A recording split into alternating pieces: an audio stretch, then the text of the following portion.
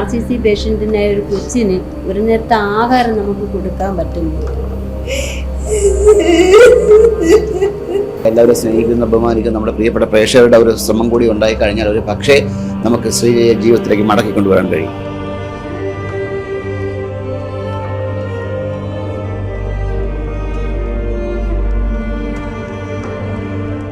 നമസ്കാരം.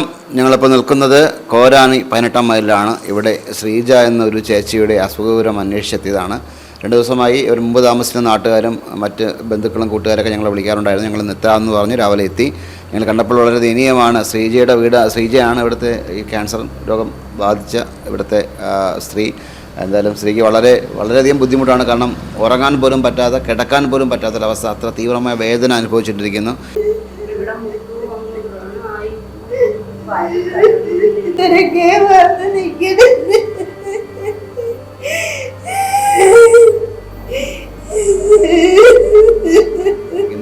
സുദേവി എന്ന സ്വന്തം ചേച്ചിയുടെ സംരക്ഷണയിലാണ് ഇപ്പോൾ ഇവിടെ താമസിക്കുന്നത്. ഈ വീടും വാടകയ്ക്കാണ്, അതും കൂടി പറയാം.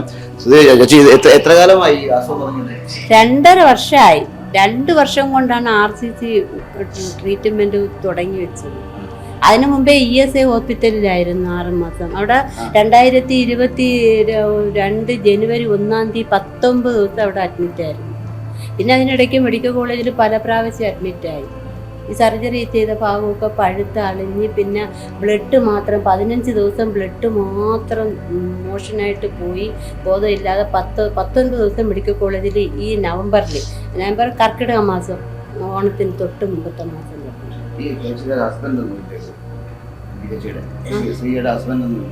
ഹസ്ബൻഡുണ്ട്. അത് ഒരു ഉപയോഗവും ഇല്ല സാറേ. ജോലി ചെയ്ത് 5 പൈസയും കൊണ്ടുവരില്ല. ഈ ഒരു അസുഖമായിട്ട് കിടന്നിട്ട് പുള്ളിക്കാരൻ്റെ സഹോദരിയോ അമ്മയോ ഒരു മനുഷ്യരും വന്ന് തിരിഞ്ഞു നോക്കിയിട്ടില്ല. ഈ കല്യാണം കഴിച്ചു കൊണ്ടുപോയി പ്രത്യേകിച്ച് വാടകയ്ക്ക് താമസിച്ച് കൊച്ചു കമ്പനിയിൽ വർക്ക് ചെയ്തുകൊണ്ടിരിക്കുക. അവന് വാടകയും കൊടുത്ത് അവൻ്റെ കാര്യവും നോക്കി അതിന് ഈ അസുഖം വന്നപ്പോൾ കൂടെ ഉണ്ടായിരുന്നില്ല എന്ന് പറയില്ല. 1 രൂപയുടെ ഒരു സഹായം അയാളിൽ നിന്നും, അയാളെ സഹോദരങ്ങളിൽ നിന്നും, അമ്മയിൽ നിന്നും എല്ലാവരും ഉണ്ട്. RCCയിൽ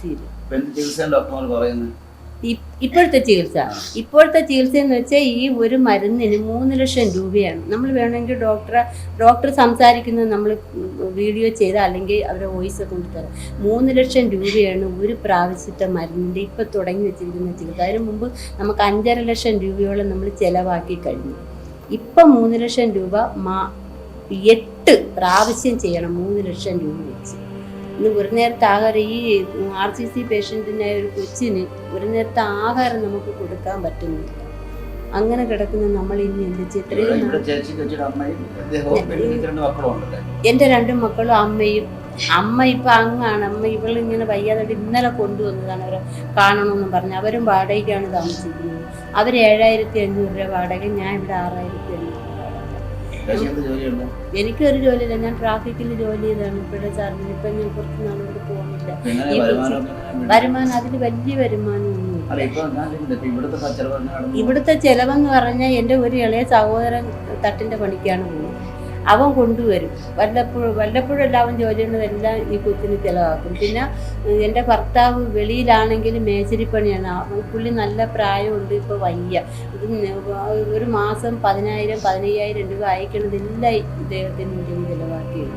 എൻ്റെ 2 മക്കളുണ്ട്, അതിനെ പഠിപ്പിക്കണം. നമ്മൾ വാടകയ്ക്ക്. എനിക്കും അസ്വസ്ഥതകളൊക്കെ ഉണ്ട്. എനിക്ക് പിന്നെ ജോയിൻ ഓർത്തോര മരുന്നൊക്കെ ഒരുപാട്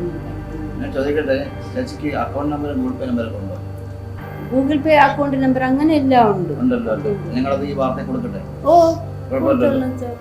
അപ്പോൾ ഈ ശ്രീ ചേച്ചിയുടെയും സുദേവി ചേച്ചിയുടെയും ആ ഒരു സങ്കടാവസ്ഥ പ്രേക്ഷകരുടെ മുന്നിലേക്ക് എത്തിക്കുകയാണ്. ഈ 3 ലക്ഷം വില വരുന്ന 24 ഇഞ്ചക്ഷൻ അല്ല, 3 ലക്ഷം വരുന്ന 8 ഇഞ്ചക്ഷൻ എടുക്കണം അല്ലേ? 8 കോഴ്സ്. ഒരു കോഴ്സ് 3 ലക്ഷം രൂപ. അത് മരുന്നിന് മാത്രം. ട്രീറ്റ്മെന്റ് വേറെ, അതേഴ്സ് വേറെയാണ്. മാത്രമാണ്. ഇങ്ങനെ ഒരു ദുർഘടസന്ധിയിൽ കൂടി കടന്നു പോവുകയാണ്. ഈ ഫാമിലിയെ സഹായിക്കാനായിട്ടുള്ളത് ഒരു സഹോദരനും അവരുടെ ഹസ്ബൻഡും മാത്രമേ ഉള്ളൂ. 2 പേരും തുച്ഛമായ വരുമാനമാണ്. ആ വരുമാനം കൊണ്ട് ചേച്ചിയുടെ ചികിത്സ ഇതുവരെ നോക്കിക്കൊണ്ടിരിക്കുകയാണ്.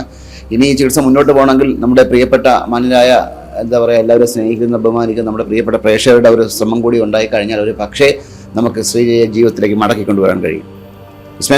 ക്യാമറമാൻ റജിൻ്റെ ഒപ്പം ശ്രീത്തുമാരാർ സൈനിക.